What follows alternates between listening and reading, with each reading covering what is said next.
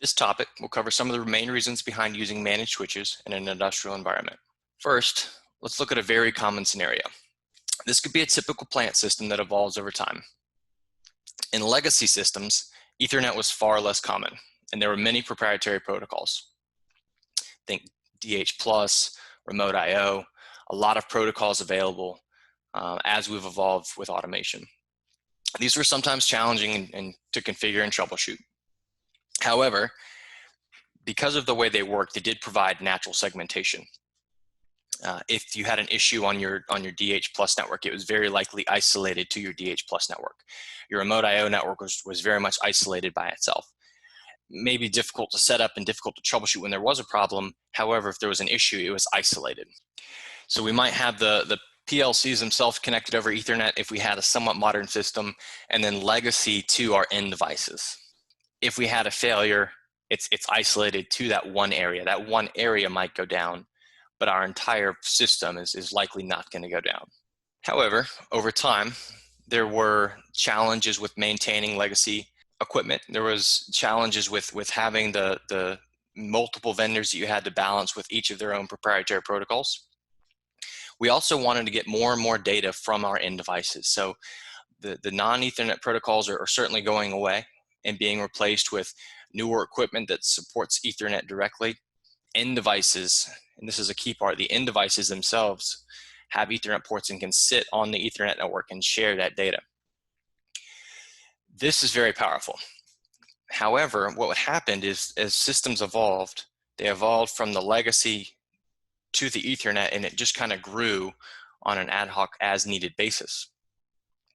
So we might have started with our original system, put everything on Ethernet. But then that system grows, we add more devices, and we start to tax our network more and more. Expansion comes, and now we're looking at significantly more equipment than when the network was originally designed. And without the planning ahead of time, it's difficult to know whether our network will be able to take this level of utilization, whether the hardware can take it, whether the end devices themselves are going to be in a risk factor. So with a situation like this, there's a lot going on. There's a great deal of bandwidth. What also happens, this is referred to as a flat network. Everything is at the same level. We lost our natural segmentation. So now, when we have an issue with one device, it could be an actual device, hardware, software issue. Unfortunately, nowadays, it could be something malicious. It could be cyber activity. A failure of a device can actually take down your entire network. So we're no longer isolated. We've got single devices that are actually bringing down entire plants. Unfortunately, real-world situations, this can happen. We've seen it happen with even something as simple as a printer being plugged into a network. Misconfigured can actually bring down very critical production systems. So how do we address this? We could just have a whole bunch of different networks. We could add more equipment, more devices, more switches. Everything could be standalone again. We could have a bunch of islands. The benefit of this is we do get some of that segmentation back.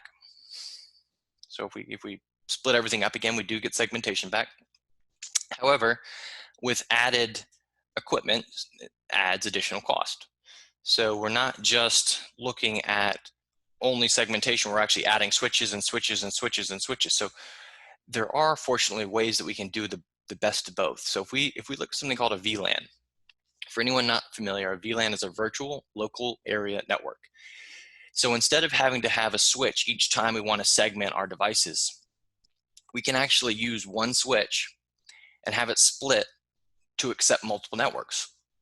What this does is even on one device prevents traffic from one network crossing over to another network. This gives us a lot more control over when, let's call it line 1, will be able to communicate to line 2. It doesn't mean they won't, but we as designers and we as network engineers have a lot more control over when this traffic is going to cross rather than it crossing all the time. So this can be done potentially by area location. So in this case, line 1, line 2. Other uses that can also be done, you might do a HMI network compared to an IO high-speed network. So you can split up your traffic types or you can split up your areas using VLANs. What we get back to now is a failed device on one network. We get our segmentation back, it's only going to bring down one network. Another common issue. So industrial and production systems have extremely high demands for uptime. Downtime is not an option. We have to stay running as long as possible. So with that, we invest a lot in having potentially hardened equipment, redundant equipment. We want to avoid as many single points of failure as possible. On a common system, we might just be connecting our switches together in a chain like this. So you see I've got a laptop plugged into a switch plugged into another switch. They each have a PLC. Well, if I lose this one cable, and that happens, it could be accidental, it could get unplugged, the cable itself could have worn out over time, it could have been cut. If I lose one cable, I lose all of my devices. So there's no resiliency here for something as simple as a cable being unplugged. So an option, the first thought would be, well, let's just make a loop. So if I do this, I get away from having that one cable bringing down my network. However, with unmanaged switches, this will actually take down the network. Networks don't like having two ways to get to the same destination. They can't handle two paths to get to the same destination. What ends up happening is if there's something like a broadcast packet, which is something that's meant to go to everyone, when you have a loop, that broadcast goes out and it actually keeps getting flooded and sent back around and back around and back around until it eventually will crash the network. And I say eventually, but this can actually happen pretty quick. A loop is not a bad idea, but a loop has to be planned and we have to use the right hardware. So with managed switches, we have multiple options. Some examples: spanning tree protocol. Spanning tree protocol has been around for a long time. What spanning tree protocol does is it has what's called a root switch. And the root switch is responsible for, it is always going to forward traffic. And then there are other switches that are just going to look back to that root switch and figure out what their relationship is in comparison to the root switch. Are they directly connected? Are they a couple switches away? What's their direction back? It's a relatively complicated algorithm, but at the end of the day, the point is that certain ports on a switch are blocked. Even though the switch is physically connected in a loop, if there's a physical loop, one of these will be blocked by the switch so that it will not forward traffic unless you lose a cable or something happens that the loop is gone, and then it will turn back on automatically. So it's not that the loop ever really exists within the switching environment.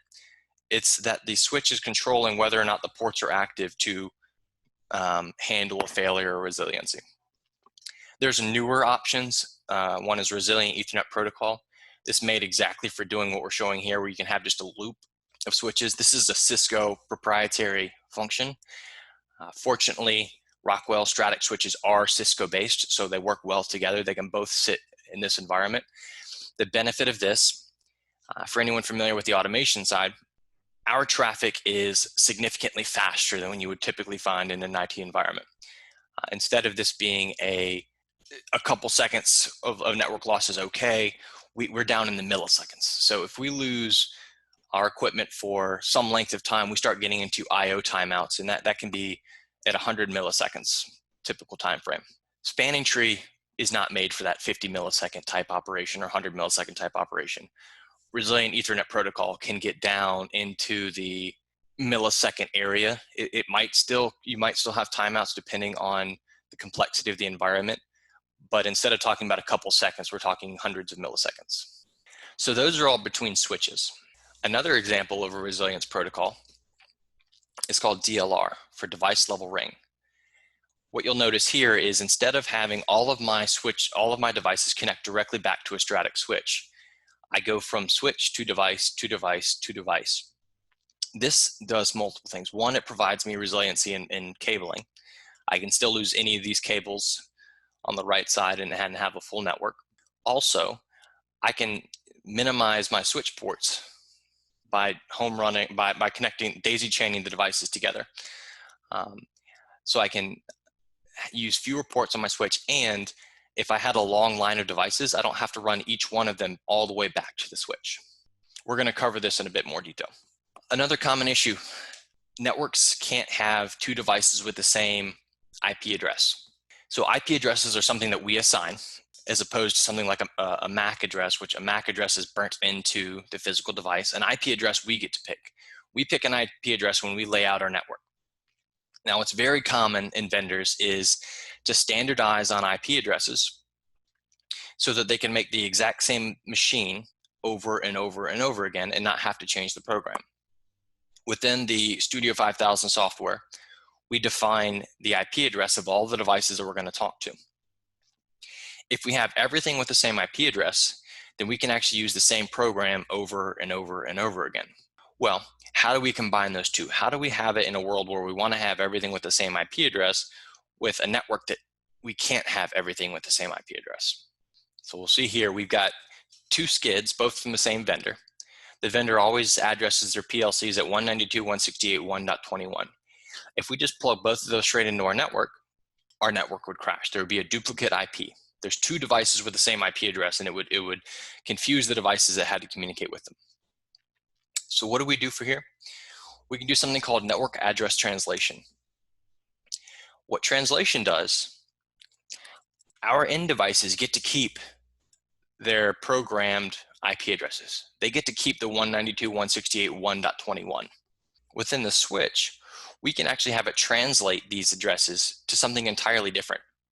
So this is useful for duplicate IP addresses, and if we wanted to get it onto the plant network, which might be an entirely different network. So when I say network, this 192.168.1 in this case would typically be our network. 21 is our unique identifier in that network. And then the 172.16 might be the entirely different plant network. So we can actually translate our devices onto that network and give them a unique IP address when we do it. So for example, the first one goes to .22 and the second one goes to 30.21. So now they have unique IP addresses again. Our PC can communicate to either one of those addresses, and the switch will actually translate it directly to the PLC. Just a couple additional benefits. Security is huge. With everything going on right now, anything we can do to secure our plants is going to help. Some of the features built into the Stratix switch include the ability to block unknown devices from communicating. You can also block even a user or a computer from certain activities. With some of the more advanced networking equipment, you can actually block a user from doing a download, or you can only do it if it's coming from a certain workstation. DHCP. So on a typical automation system, all of our IP addresses are assigned statically. DHCP actually allows us to hand those out automatically, but do it either by port or within a DLR. So we kind of get a mix of automatically assigning them without having to go in and manually enter them every time. Diagnostics, we can detect physical or network issues using stuff that's built into the switch. And management, we can actually configure and manage the switches from a single location. So we can deploy our switches. We can have single locations to monitor all of their status using functions that are already built in. We can actually use something like an SD card to back up the configuration of the switch and then restore it again quickly. With SIP, we can actually communicate to PLCs. So we can talk to a Rockwell PLC and monitor status. You can even do some configuration within the PLC software. And then there are a few others, traffic prioritization, threshold limits.